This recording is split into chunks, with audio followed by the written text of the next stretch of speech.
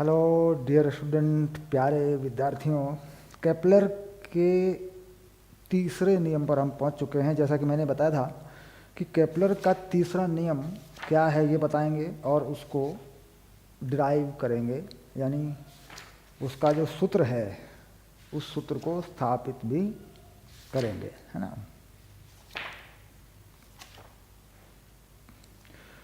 तीसरा नियम है आवर्त कालों का नियम, है ना। तो इस नियम पर आ जाते हैं। तीनों नियमों को करने के बाद फिर उन पर छोटे सरल कुछ न्यूमेरिकल्स भी करवाएंगे। उसके बाद फिर एनसीईआरटी के जो क्वेश्चन हैं वो करवाएंगे, है ना।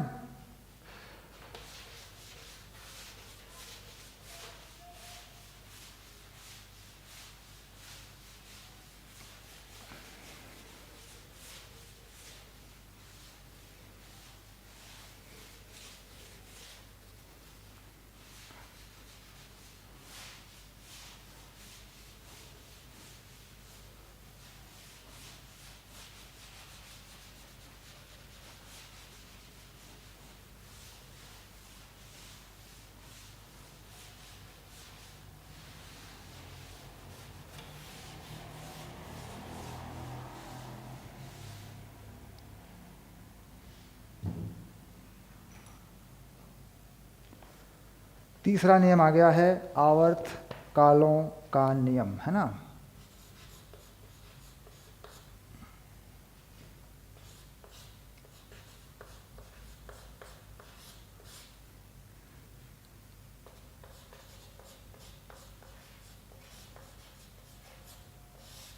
ये आ गया है तीसरा नियम। क्या कह रहा है, किसी ग्रह के परिक्रमण काल का वर्ग उस ग्रह द्वारा अनुरेखित दीर्घवृत्त के अर्ध दीर्घ अक्ष के घन के अनुक्रमानुपाती होता है। ठीक, किसी ग्रह के परिक्रमण काल का वर्ग, पूरा लिखते हैं इसको। किसी ग्रह के परिक्रमण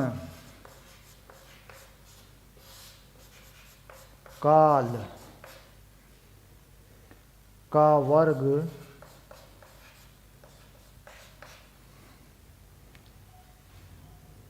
उस ग्रह द्वारा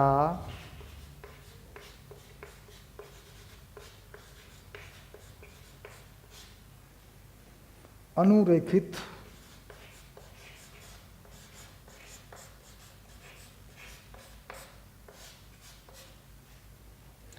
दीर्घवृत्त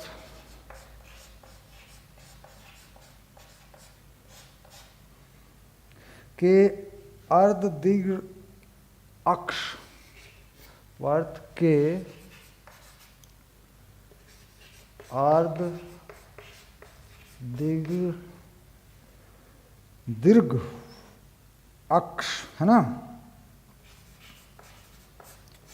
अर्ध दीर्घ अक्ष के घन के अनुक्रमानुपाती होता है। के घन के अनुक्रमानुपाती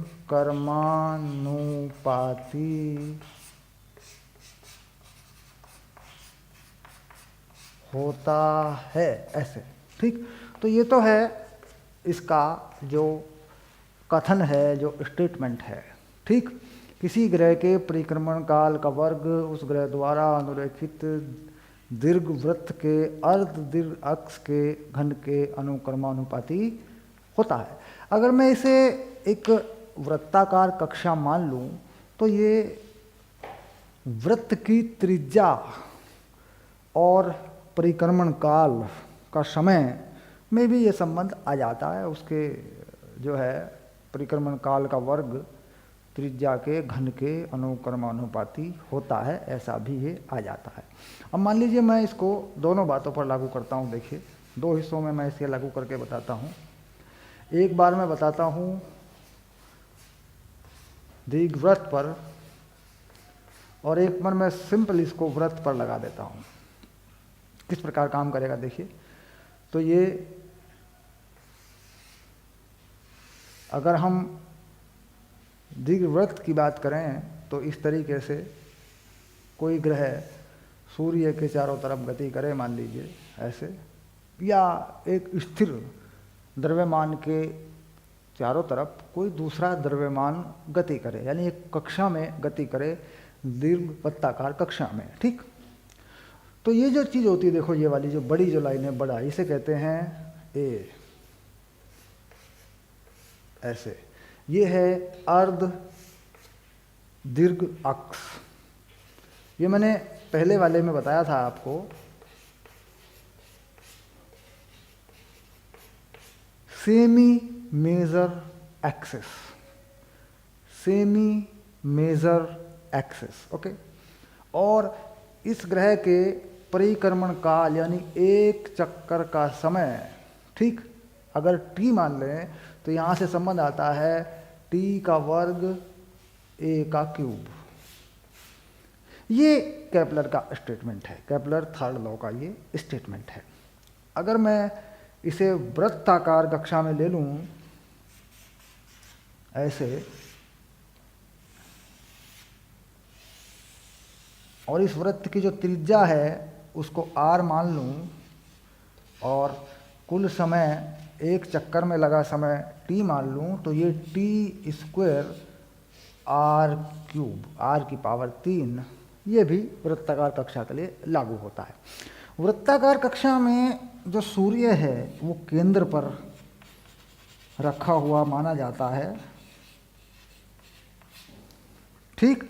लेकिन यहाँ जो सूर्य की स्थिति है वो एक नाभि पर मानी जा सकती है, यानी सूर्य को माने तो सूर्य यहाँ पर रखा जा सकता है, ये सूर्य की स्थिति हो सकती है।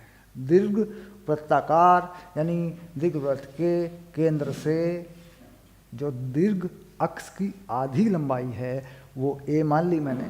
तो आप देख रहे होंगे कि ये ए जो है यहाँ पे वृत्ताकार कक्षा में त्रिज्या के बराबर लिया जा सकता है, यानी लगभग गणनाएं की जा सकती हैं। ज़्यादातर प्रश्नों में, ज़्यादातर सवालों में ऐसा होगा, ठीक। दीर्घवृत्त का जो है दीर्घ अक्ष या वृत्त की त्रिज्या, दोनों पर ये चीज़ काम करती है, ठीक। अब बात आई कि इसका जो ये सूत्र है इसकी स्थापना कैसे करेंगे। तो इसको स्थापित करने का जो हमारा तरीका होता है वो हम बनाते हैं इसको वृत्त पर, इसको सिद्ध करते हैं, इस सूत्र को लेके आते हैं तो हम वृत्त पर बना देते हैं, ठीक। तो लिखते हैं सूत्र की स्थापना कैसे करते हैं, इस संबंध की स्थापना कैसे करते हैं। तो लिखते हैं सूत्र, ठीक, यानी सूत्र जो बना वो क्या बना, सूत्र ये बना, तो इसे T square proportional to R cube की स्थापना, यानी इसे बनाते कैसे हैं, सिंपल सी बात है। और इसको बनाने के लिए हम क्या करते हैं, यहाँ पर घुमाते हैं किसी द्रव्यमान को, किसी ग्रह का द्रव्यमान m मान लेते हैं, ठीक, और त्रिज्या r मान लेते हैं, और सूर्य का द्रव्यमान बड़ा M मान लेते हैं। सूर्य का द्रव्यमान बड़ा M और घूम रहे ग्रह का द्रव्यमान छोटा m मान लेते हैं, और कक्षा की त्रिज्या को वृत्तीय पथ पर सिद्ध करते हैं, उसको r मान लेते हैं। तो अगर बल देखे जाएं कि बल कैसे काम करते हैं, तो यहाँ पर एक बल काम करता है अभिकेंद्रीय बल F, केंद्र की तरफ, ठीक, ये है अभिकेंद्रीय बल।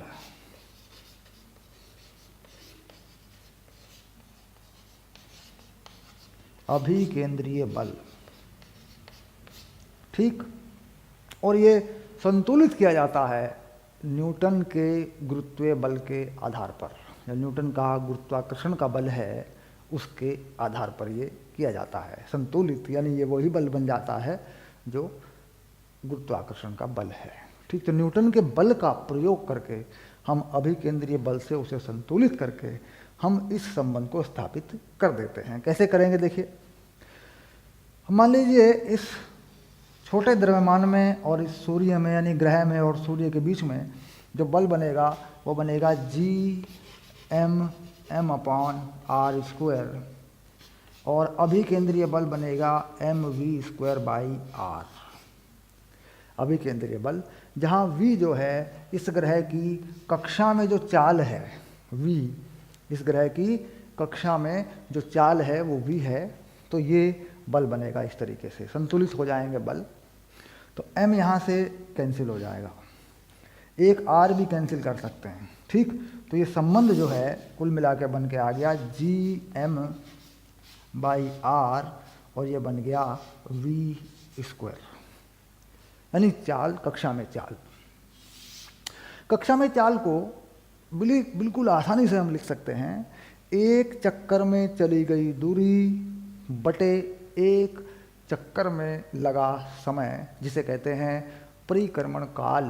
तो यानी v हो जाएगा 2πr, वृत्त की परिधि कितनी होती है 2πr, तो 2πr और उसे डिवाइड करते हैं समय से, तो कुल दूरी बटे कुल समय, ये बन जाएगी चाल। तो इस v की जगह पे मैं क्या लिख सकता हूँ 2πr/t, तो Gm/r ये हो गया 2πr/t का वर्ग। अब यहाँ से आप देख रहे होंगे, अगर मैं इस वर्ग को खोल दूँ, इस स्क्वायर को लगा दूँ दोनों पे, इसको मैं ठीक से लिख देता हूँ एक बार ऐसे, ओके हो गया। अब अगर मैं इस वर्ग को खोल दूँ तो 2π का स्क्वायर, t का स्क्वायर, r का स्क्वायर, और एक r यहाँ पर भी है, तो ये चीज़ जो बन के आ रही है ये कैसे बन के आएगी, देखो ये आएगी t² equal to 4π² upon Gm, और यहाँ आएगा r⁻3। तो देखिए ये संबंध जो है स्थापित हुआ, t² 4π² अपॉन Gm। G क्या है, सार्वत्रिक गुरुत्वाकर्षण नियतांक, यूनिवर्सल ग्रेविटेशनल कांस्टेंट, जिसकी वैल्यू होती है, आगे पढ़ेंगे इसकी वैल्यू में 6.67 10⁻11 जो है इसकी वैल्यू है। तो इसकी वैल्यू को आगे इसके बारे में पूरी जानकारी लेंगे, न्यूटन के नियम से, जो गुरुत्वाकर्षण का नियम है उस पर गणनाएँ करेंगे पूरी तरह। फिलहाल हमारा था कि जो केपलर का तीसरा नियम है वो आवर्तकालों का नियम है, वो न्यूटन के नियम से कैसे आता है, ये संबंध कैसे बनता है। तो आप देख रहे होंगे t² अनुक्रमानुपाती r⁻3, यानी ये एक नियतांक है, 4π² Gm। m सूर्य का द्रव्यमान है, घूमने वाले ग्रह का द्रव्यमान इसमें नहीं है, यानी घूमने वाले ग्रह का द्रव्यमान कुछ भी हो, आवर्तकाल या परिक्रमण काल का जो समय है वो निर्भर करता है त्रिज्या, यानी जो दूरी है सूर्य से ग्रह की, जो दूरी बनी रहती है उसके ऊपर ये निर्भर करता है, ठीक। यानी यहाँ से सूत्र को ठीक करें तो ये सूत्र आगे किस तरीके से बनकर आता है, आगे बढ़ा देते हैं इसको।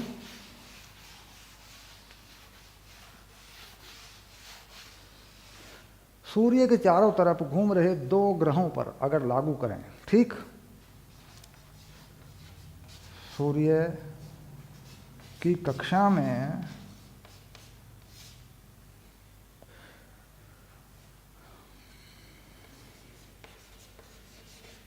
घूम रहे दो ग्रहों के लिए तो लिख सकते हैं T1/T2 का वर्ग R1/R2 का क्यूब। देखिए ये सूत्र हो गया, ठीक। जब हम तुलना करते हैं कि मान लीजिए पृथ्वी है, मंगल ग्रह है या कोई और ऐसा ग्रह है, ठीक, या दो ऐसे द्रव्यमान हैं जो किसी स्थिर पिंड के चारों तरफ घूम रहे हैं, तो उस पर जब हम तुलना करते हैं उनके परिक्रमण काल की और उनके जो कक्षा है उसकी त्रिज्या में जब हम तुलना करते हैं R1 R2 में, तो हम ये सूत्र लगा देते हैं उस पर, ठीक। आंकिक प्रश्नों में इसका इस्तेमाल करते हैं। अब यहाँ एक बात आई कि यहाँ पर देखिए एक ही पिंड का द्रव्यमान लगाए, सूर्य है, स्थिर है। अब मान लीजिए मैं एक सवाल बनाऊं कि सूर्य के चारों तरफ दो ग्रह घूमते हैं, एक पृथ्वी है एक कोई और है, ठीक, और उन पर यह सूत्र लगा सकता हूं मैं, क्योंकि ये दोनों सूर्य के चारों तरफ ही घूमते हैं। अगर मैं सूर्य के चारों तरफ एक ग्रह घुमाऊं और पृथ्वी को स्थिर मानकर उसके चारों तरफ चंद्रमा का समय लूं, ठीक, तो यहाँ का द्रव्यमान बदल जाता है फिर ये द्रव्यमान, क्योंकि दोनों सूर्य के चारों तरफ नहीं घूम रहे हैं, एक सूर्य के चारों तरफ कोई घूमता है, एक पृथ्वी के चारों तरफ घूमता है, तो जिसके चारों तरफ घूमता है ये उसका द्रव्यमान है, ठीक। अब मैं यहाँ एक सवाल ऐसा बना दूं कि सूर्य की बात करूं और पृथ्वी की बात करूं, तो उसमें ये चीज़ बदल जाती है। फिर ये इस नियम में R1 R2 नहीं आते, बल्कि द्रव्यमान भी शामिल हो जाता है। तो फिर ये जो है आवर्त काल के का जो सरल रूप है T का वर्ग R का क्यूब के अनुसार नहीं होता, बल्कि उसमें द्रव्यमान भी लग जाता है, ठीक। ये चीज़ यहाँ पर ध्यान देने की होती है कि हम जिन दो ग्रहों के परिक्रमण कालों की तुलना कर रहे हैं वो एक ही स्थिर पिंड या स्थिर द्रव्यमान के चारों तरफ के परितः घूमने चाहिए। जैसे मान लीजिए सूर्य के चारों तरफ दो हैं तो सूत्र लगेगा, पृथ्वी के चारों तरफ दो उपग्रह घूम रहे हैं तो ये सूत्र लग जाएगा, यानी जिसके चारों तरफ घूम रहे हैं वो एक ही होना चाहिए। अब उसके चारों तरफ चाहे दो घूम रहे हो चाहे तीन घूम रहे हो, है ना, तो उसमें तुलना हो सकती है, ठीक। तो ये था तीसरा नियम, हमने उसको विस्थापित भी किया, इस सूत्र को बनाया। यहाँ पर देखिए एक चीज़ नहीं है, हम आगे बनाएंगे इसमें। ये जो V मैंने बनाया है ये वाला, ठीक, ये है कक्षीय चाल, कक्षा में चाल, यानी अगर मैं कक्षीय चाल यहाँ से लिखूँ तो V जो है वर्गमूल ऑफ Gm/r, कितनी कक्ष की त्रिज्या है, कक्षा की त्रिज्या है, कितना द्रव्यमान है जिसके चारों तरफ कोई ग्रह घूमता है या कोई पिंड घूमता है, ये उसका है। अब ये मैंने बताया कि ये सूर्य का है जो स्थिर है, तो कक्षा में चाल भी घूमने वाले के द्रव्यमान पर निर्भर नहीं करती। हालांकि इसके बारे में मैं आगे प्रॉपरली पूरी तरह जानकारी आपको दूंगा, ठीक। तो ये था तीसरा नियम, आवर्त कालों का नियम। अब देखते हैं कि इन पर आधारित जो सवाल हैं वो किस किस तरीकों से बनते हैं।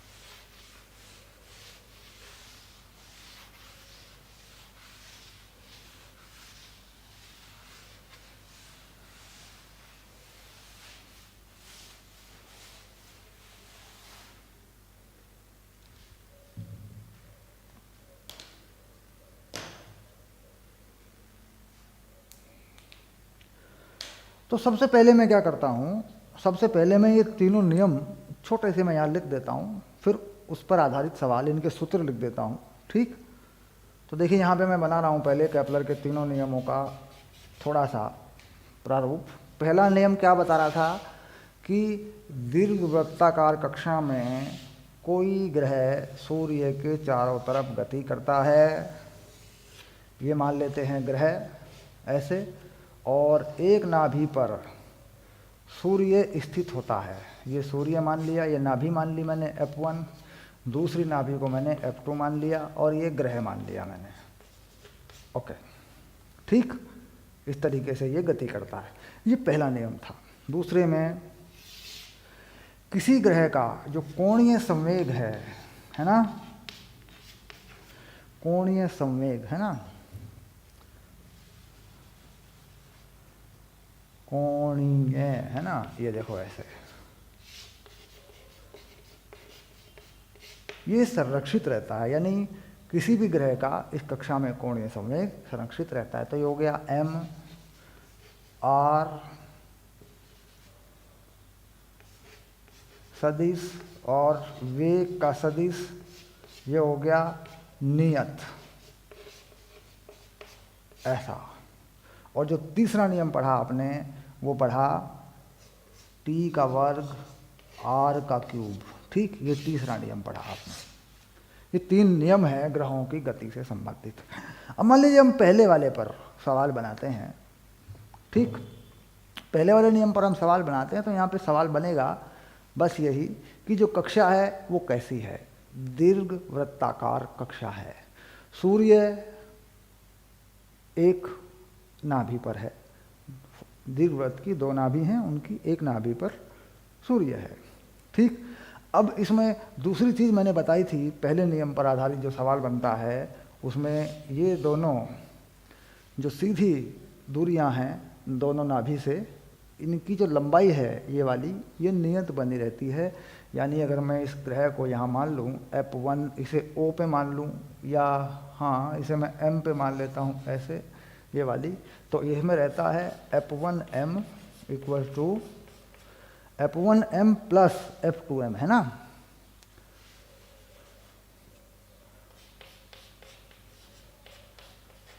ये रहता है नियत, ठीक, यानी लंबाई रहती है। तो यहाँ पर एक सवाल बन जाता है, मान लीजिए F1 से ग्रह की दूरी बताएं, F2 से ग्रह की दूरी बताएं, ठीक। तो कैसा सवाल बनता है, एक छोटा सा सवाल बना के दिखाता हूँ पहले नियम पर आधारित।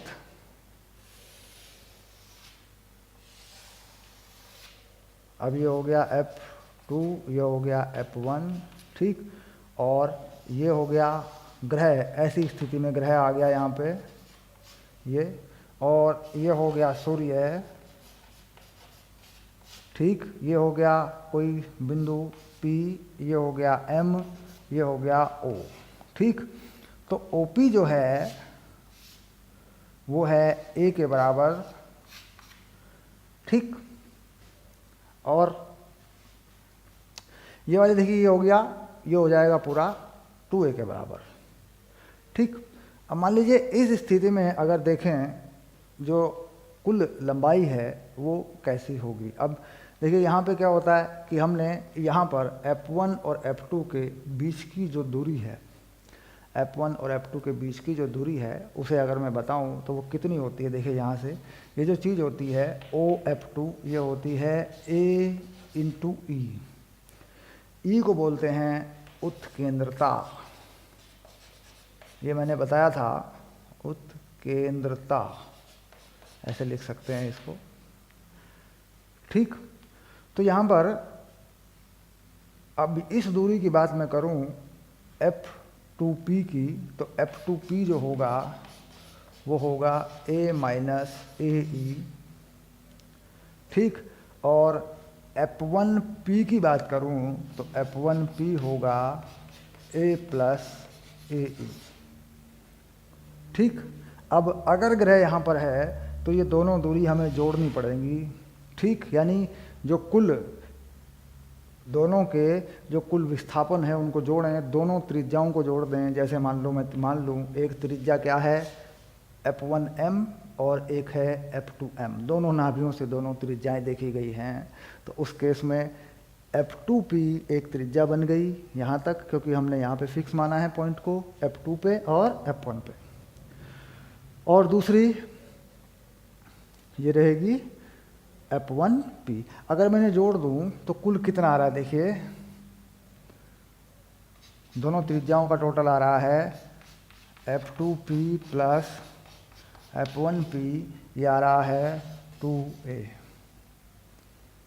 ठीक। यानी यहाँ पर भी ये चीज़ देखा जाए F1M प्लस F2M, ये कितना होगा, ये भी होगा 2A, ठीक। यानी इसको 2A लगाकर F1M मालूम है, F2M मालूम है, कहीं भी कोई भी दूरी आप निकाल सकते हैं। यानी नाभि से ग्रह की दूरी, अब मान लीजिए नाभि से ग्रह की दूरी मैं यहाँ पर पूछता हूँ, सपोज ये पॉइंट है एस, ठीक, सूर्य से ग्रह की दूरी इस तरफ चल रहा है मान लीजिए। तो ये बात पक्की हुई कि कुछ इस तरीके से बनेगा ये ऐसे, ठीक, यानी इस तरीके से हम चलेंगे लेके, तो ये हो जाएगा F1s प्लस F2s, ये टोटल होगा 2a, ठीक, यानी ये दोनों त्रिज्याओं का जो टोटल होगा वो 2a के बराबर होगा, ठीक। यानी यहाँ से देखा जाए तो ये जो दूरी है ये वाली, ये a के बराबर है, ये a के बराबर है, ठीक। इससे या इसकी मदद से हम संबंध बना सकते हैं किसमें, ये है लघु अक्ष, अर्ध लघु अक्ष, SO जो है ये है अर्ध लघु अक्ष। अब अगर मैं SO निकालना चाहूँ तो मुझे मिल जाएगा SO, देखो SO F2s का वर्ग माइनस OF2 का वर्ग, ऐसे, ठीक। तो F2s का जो वर्ग है वो क्या है, वो है a का वर्ग, और ये हो गया AE का वर्ग, तो ये आ गया a square 1 minus e square. SO ये है अर्ध लघु अक्ष, ठीक। तो ये संबंध जो है बना रहता है। तो इस तरह दूरियां, नाभि से ग्रह की दूरियां इस प्रारूप के तहत हम निकाल सकते हैं, इसके तरीके से हम निकाल सकते हैं, क्योंकि दोनों त्रिज्याएं या दोनों दूरियों का जो टोटल है, जो योगफल है, वो 2a के बराबर रहता है, ठीक। कहीं पर भी लिया जा सकता है, कोई भी बिंदु यहाँ पे लेंगे, यहाँ पे लेंगे, यहाँ पे लेंगे, या कहीं पर भी अगर हमें एक मालूम हो तो दूसरे को बड़ी आसानी से हम बता सकते हैं, ठीक। तो पहला जो प्रश्न है केपलर के पहले नियम पर, जो प्रश्न है वो इन्हीं जानकारियों पर बनता है, यानी नाभि से दूरी क्या है, सूर्य नाभि पर है, कक्षा दीर्घवृत्ताकार है, ठीक, इस तरह की बातों पर बनता है पहले नियम पर प्रश्न। ओके, अब देखते हैं कोणीय संवेग पर किस प्रकार का प्रश्न बनता है दूसरे नियम पर।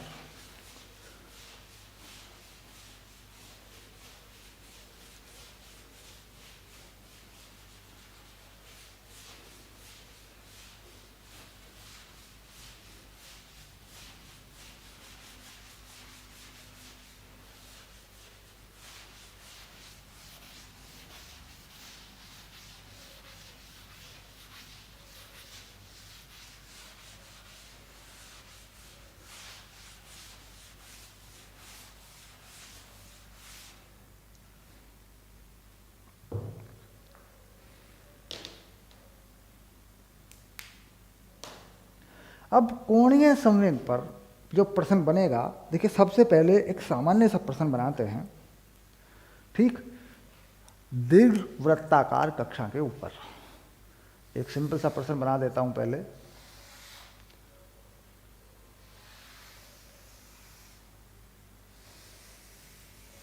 इस तरीके से, ठीक।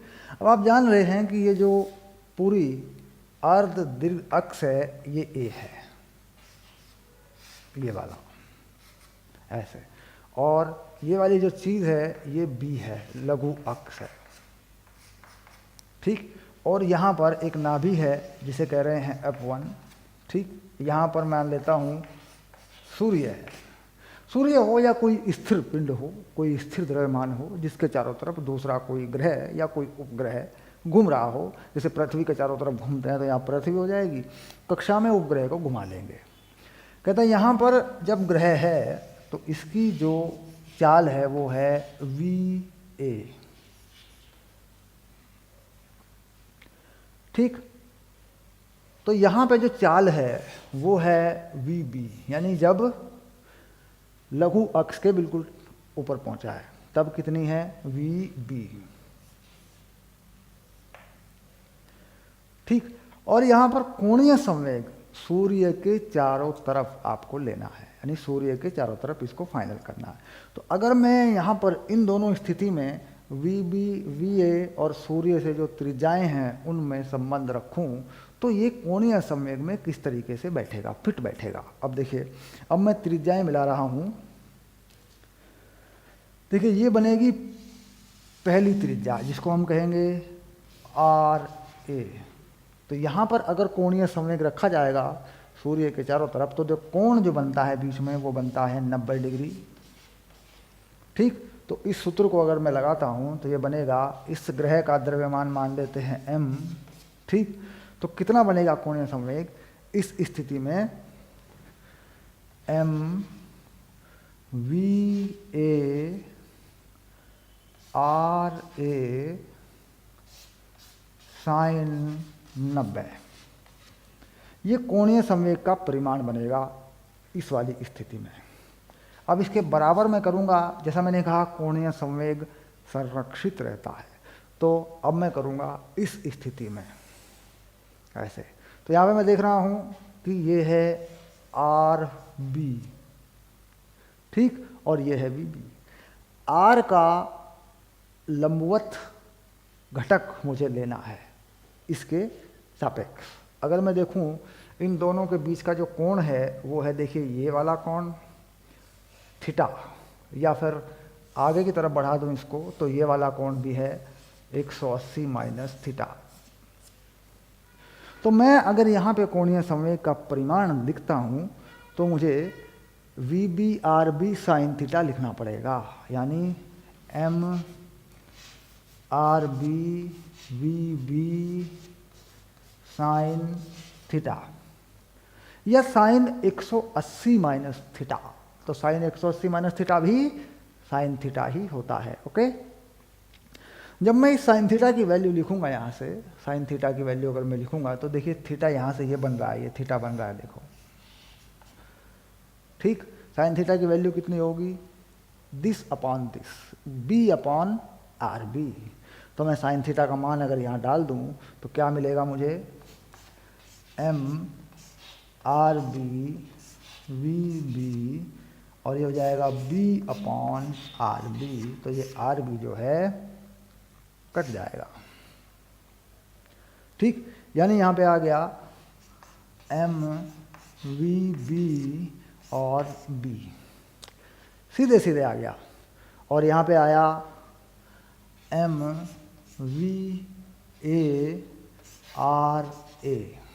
ठीक, अब ये जो आर ए है ये कितना है, सवाल ये है कि जो आर ए है वो कितना है। तो मैंने बताया ए, और ये जो दूरी होती है केंद्र नाभि वाली ये होती है ए ई, है ना, ऐसे होती है ये। अब मैं इसमें टोटल जोड़ दूं ए प्लस ए ई, तो ये कुल पहली रेडियस यानी आर ए बन जाएगी इस पहली स्थिति के लिए। तो इसमें रख दूं वैल्यू, एम को हटा दूं दोनों तरफ से।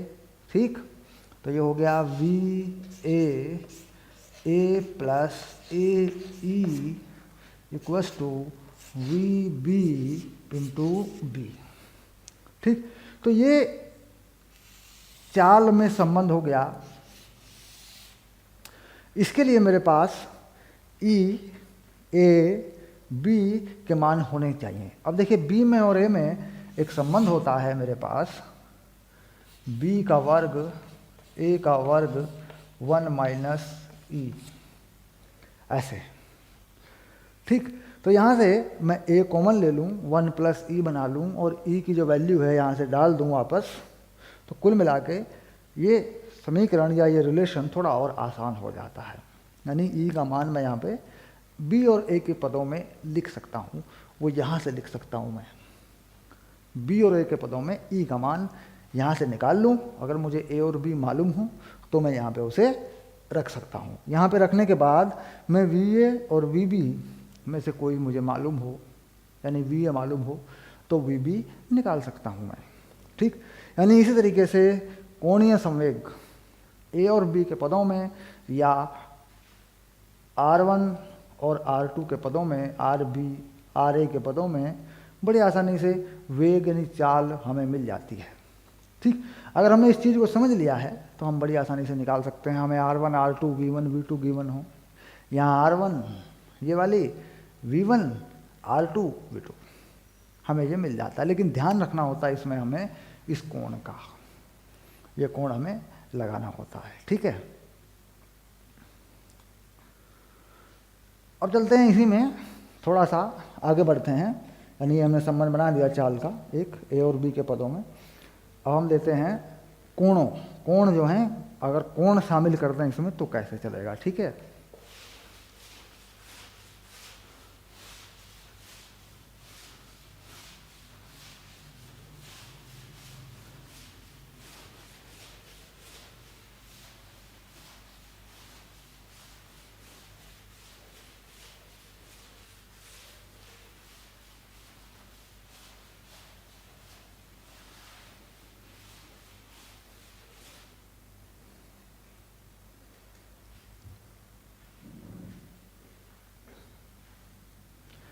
फिर से मैं केपलर के दूसरे नियम पर एक कोणीय संवेग पर एक प्रश्न और बनाता हूं।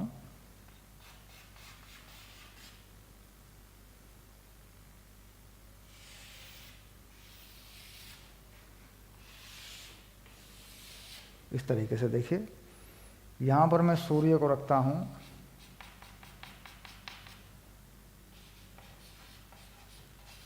ऐसे, और यहाँ पर एक ग्रह का मैं R1 बना देता हूँ, इसको R1 सदिश ऐसे, और यहाँ पर जो चाल है उसको मैं V1 बना देता हूँ, V1 सदिश, ठीक। और इन दोनों के बीच का जो कोण है उसको मैं यहाँ पे कोण को θ1 बना देता हूँ, θ1, ठीक। यानी R सदिश और वेग सदिश के बीच का कोण, जब परिमाण लगाऊंगा तो फिर मैं ये थीटा लगा लूँगा, ओके। कुछ देर बाद ये ग्रह मान लीजिए यहाँ पहुँच जाता है ऐसे, ठीक। तो इसका वेग जो है वो इस दिशा में आ जाता है, इसको मैं V2 मान लेता हूँ सदिश, और इसको मैं R2 मान लेता हूँ वेक्टर सदिश, और इन दोनों के बीच के कोण को यहाँ θ2 लगा देता हूँ, ठीक।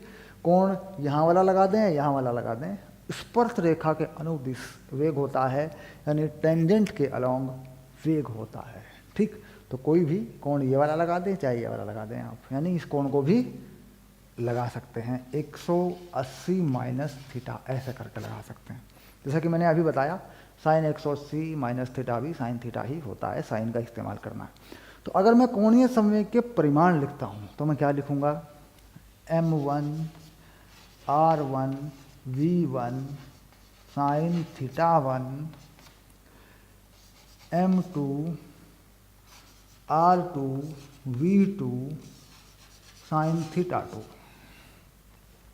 अब यहाँ हम देख रहे हैं कि जो M है वो एक ही है, यानी इसका जो द्रव्यमान है वो एक ही है, एक ही ग्रह पर ये नियम लागू हो रहा है, ठीक। एक ही पे लागू करना भी है हमको, तो यानी M1 और M2 ये दोनों बराबर हैं। तो ये दोनों चीज़ें जो है पहले इनको M लिखें ऐसे, ठीक। फिर इसे कैंसिल कर दें, इसे काट दें फिर, ठीक। तो हमारे पास एक संबंध आ गया R1 V1 sign θ1 R2 V2 sign θ2, ठीक। तो ये जो है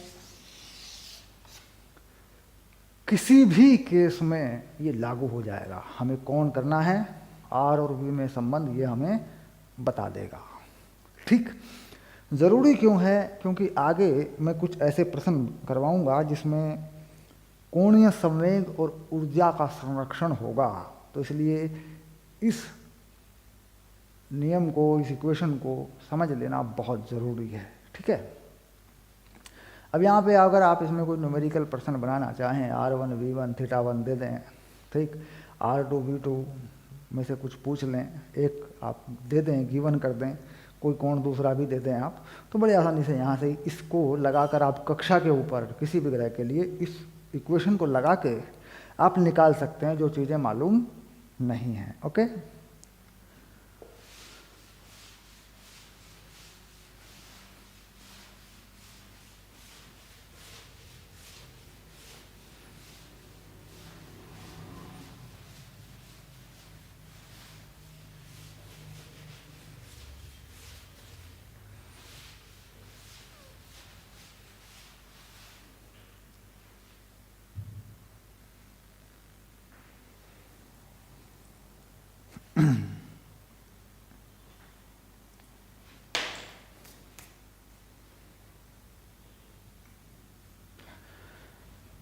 अब बात करते हैं तीसरे नियम पर। ठीक, तो तीसरे नियम पर जो सूत्र बना हुआ है वो आपका कुल 3 उदाहरण हैं जो मैं आपको दूंगा जिन पर वो लागू होता है, जिस तरीके से वो लागू होता है। तो सबसे पहला सरल उदाहरण मैं देता हूं कि T1 बाई T2 का square equals to R1 by R2 का क्यूब। ठीक, अब ये कह रहा है दो ग्रह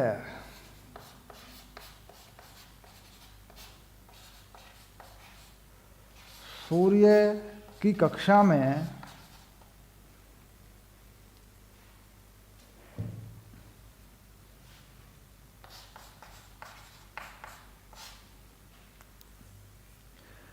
इस प्रकार गति करते हैं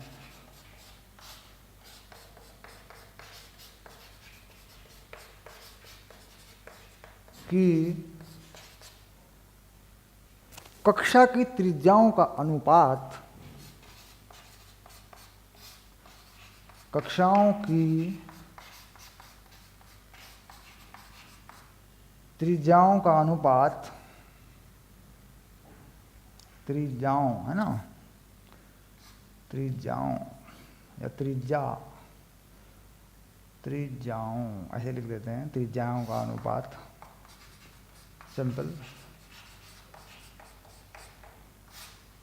त्रिज्याओं का अनुपात जो है हम देते हैं 4 इंटू 4:25 ऐसा लिख देते हैं। 4:25 यानी 4:25 है। तो उनके परिक्रमण कालों का अनुपात क्या होगा, ऐसे। ठीक, तो बड़ा सरल सा प्रश्न लिया मैंने, त्रिज्याओं का अनुपात। तो यहाँ से मैं लगा दूँ इस सूत्र को, T1 बाई T2, त्रिज्याओं का अनुपात 4/25, इसका स्क्वायर कर दूँ और इसका क्यूब कर दूँ ऐसे। ठीक, तो अब आया देखिए T1 बाई T2 4/25 यानी ये हो गया 4 इंटू 4 इंटू 4 और 25 इंटू 25 इंटू 25 और इसका वर्गमूल कर दूं। क्यों? सॉरी 4 को 3 बार मैंने गुणा किया, ये घन हो गया, और फिर ये जो इधर स्क्वायर लगा था, वर्ग लगा था, उसके बदले में मैंने वर्गमूल कर दिया। तो अब मैं वर्गमूल करूं तो देखो T1 बाई T2, 4 एक बाहर आ जाएगा और एक 4 का वर्गमूल 2 हो जाएगा, एक 25 बाहर आ जाएगा और एक 25 का वर्गमूल 5 हो जाएगा। तो ये हो जाएगा 8/125। ये हो जाएगा आपका आंसर, ये आपका उत्तर हो जाएगा। ठीक, यानी त्रिज्याओं का अनुपात, कक्षा की त्रिज्याओं का अनुपात मालूम होने के आवर्त कालों का या परिक्रमण कालों का अनुपात ठीक मिल जाता है आपको।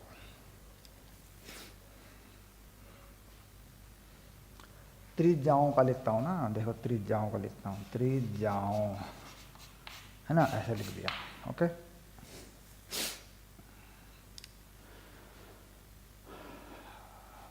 दो ग्रह सूर्य की कक्षा में त्रिज्याओं का अनुपात इतने इतने इतने इतने। ठीक है, अब ये उदाहरण बिल्कुल साफ है।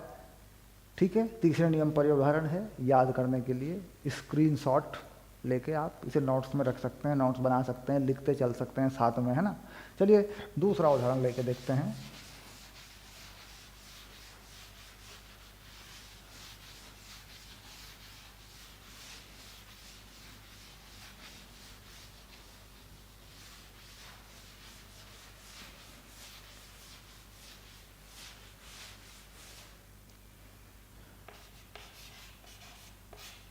सूर्य की कक्षा में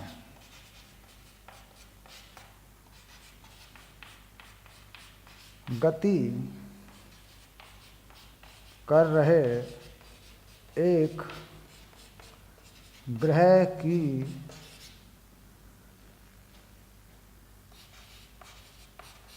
कक्षा की त्रिज्या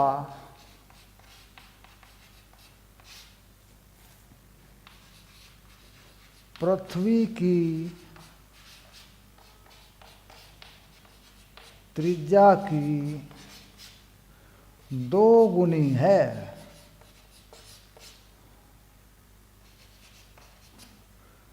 तो ग्रह का परिक्रमण काल ज्ञात कीजिए। सिंपल। देखिए नया क्वेश्चन बन गया, बड़ा ही बढ़िया क्वेश्चन है, बड़ा इंपॉर्टेंट सा क्वेश्चन है। सूर्य की कक्षा में गति कर रहे ग्रह की जो त्रिज्या है, कक्षा की त्रिज्या, वो पृथ्वी की त्रिज्या की 2 गुनी है। अब बताइए उसका परिक्रमण काल क्या होगा। तो हमारे पास होता है पृथ्वी का परिक्रमण काल। पृथ्वी का जो परिक्रमण काल है सूर्य की चारों तरफ, वो है 1 साल, 1 वर्ष, यानी 365 दिन। ओके। अब हम इस नियम से निकाल सकते हैं कि जो ग्रह है जिसकी त्रिज्या पृथ्वी की 2 गुनी है, उसका क्या होगा। अब मान लीजिए T1 जो मैं इस्तेमाल करता हूँ, T1 और R1 ये इस्तेमाल कर देता हूँ मैं पृथ्वी के लिए, और T2 R2 इस्तेमाल कर देता हूँ मैं ग्रह के लिए। ठीक। अब देखिए T1 यानी 365 दिन हैं, और ये T2 है इसका वर्ग। पृथ्वी की त्रिज्या को R मान लेता हूँ और ग्रह की त्रिज्या को 2R मान लेता हूँ, इसे क्यूब कर देता हूँ। ठीक। यानी पृथ्वी की त्रिज्या को क्या मान लिया, R, और ग्रह की त्रिज्या को कितना मान लिया, 2R मान लिया। तो अब इसे मैं हल कर देता हूँ। ठीक। सबसे पहले मैं ये R यहाँ से काटता हूँ, ठीक, और ये पावर वहाँ ले जाता हूँ, तो हो गया 365 बटे T2, ये हो गया 1/2 की पावर 3/2। पहले ये पावर लगेगी 3, उसके बाद ये पावर वर्गमूल बन जाएगी, पावर बन जाएगी 3/2। तो कितना आ रहा है T2? T2 आ रहा है 2 की पावर 3/2 गुना 365, और ये हो रहा है दिन। ये हो गया आपका आंसर। ठीक। ये आपका उत्तर बन जाएगा। अगर पृथ्वी के सापेक्ष में किसी ग्रह की त्रिज्या इतनी है, फिर उसका आवर्तकाल या उसका परिक्रमण काल कितना है, तो इस सूत्र से आप आसानी से ज्ञात कर सकते हैं, बड़ी आसानी से मिल जाएगा आपको। इसी तरीके से मानिए जैसे मैंने माना, T1 R1 पृथ्वी के लिए लगा लीजिए, T2 R2 ग्रह के लिए लगा लीजिए, सॉल्व कर लीजिए। ठीक।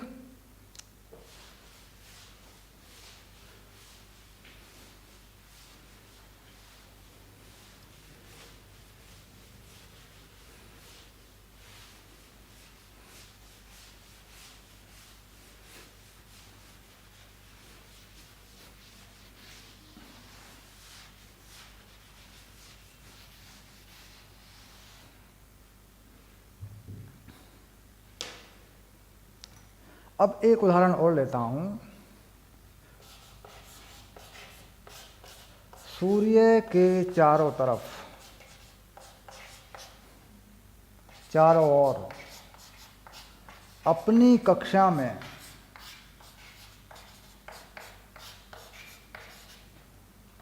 गति करते हुए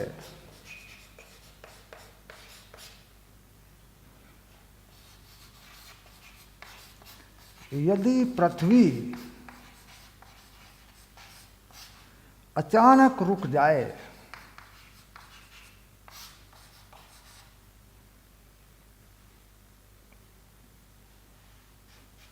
अचानक रुक जाए, तो कितने समय में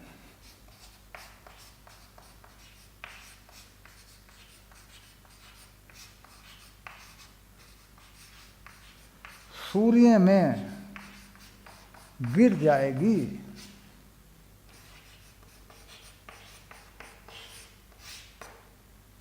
ठीक। प्रश्न को ठीक से पढ़ लें। सूर्य के चारों ओर अपनी कक्षा में गति करते हुए यदि पृथ्वी अचानक रुक जाए, यानी उसका वेग शून्य हो जाए, वो रुक जाए, तो कितने समय में सूर्य में गिर जाएगी। अब इस बात को हमें इस नियम से देखना है। ठीक, अब देख कैसे। मान लीजिए ये सूर्य मान लें और ये पृथ्वी मान लें, ठीक, और ये ऐसे घूम रही है, क्लियर। तो यहाँ पर मान लीजिए पृथ्वी रुक गई, तो ये पूरी जो त्रिज्या है, ये वाली त्रिज्या पूरी r मान लें। तो जब पृथ्वी यहाँ रुक जाएगी, ये सूर्य मान लेता हूँ, इसे पृथ्वी मान लेता हूँ, तो क्या होगा कि ये अब एक दीर्घवृत्ताकार कक्षा पे फिर चलेगी और ये सूर्य की तरफ एक दीर्घवृत्त पे पड़ेगी, ऐसे यूँ, इस वृत्त के अनुसार, इस दीर्घवृत्त के अनुसार ये गति करेगी यूँ, यानी त्रिज्या को आधा कर दिया। भाई पहले पूरे दीर्घवृत्त पे चल रही थी सूर्य के चारों तरफ, अब अगर यहाँ रुक गई तो सूर्य की तरफ बढ़ेगी, सूर्य की तरफ इस दिशा में नहीं बढ़ेगी सीधे, ठीक। कहता है केपलर का नियम कहता है कि इस तरफ को बढ़ेगी, दीर्घवृत्ताकार कक्षा में चलेगी, ठीक। अब उससे क्या होगा, देखो त्रिज्या आधी हो गई।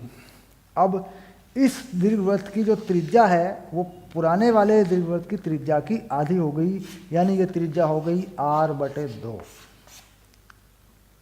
तो यहाँ से एक टाइम आएगा, एक चक्कर का समय, लेकिन वो पूरा चक्कर का समय लगेगा नहीं।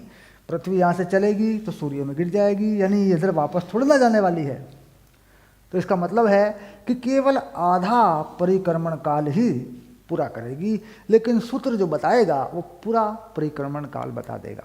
तो इसका मतलब हो गया कि T1/T2 का वर्ग r/2 की क्यूब, ये हो गया। देखो ये जो पूरा समय है पहला, जब पूरी त्रिज्या है सूर्य में, यह है 365 दिन,